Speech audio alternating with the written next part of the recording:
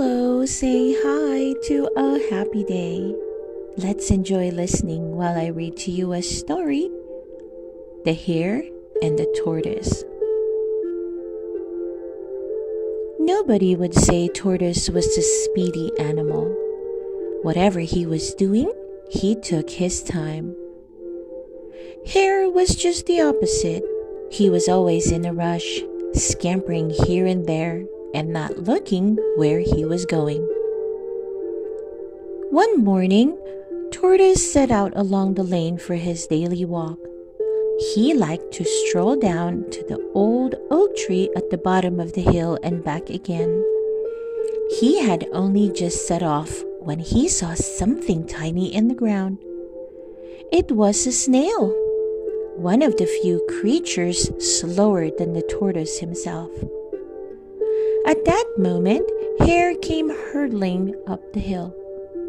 Bump! Poor Tortoise spun right around in the road.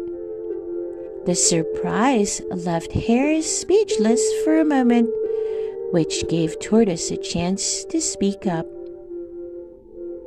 "You really must be more careful, Hare," he said in his usual slow way. "You'll never get anywhere rushing around like you do." Hare laughed. "I'll get farther than you, old slowpoke," he chortled. "Are you going to the oak tree? I could go there and be back at your house before you got started." "I don't think you could, you know," said Tortoise. "That sounds like a challenge," yelled Hare, bouncing about in the road now. "Let's have a race." "Fair enough," said Tortoise slowly.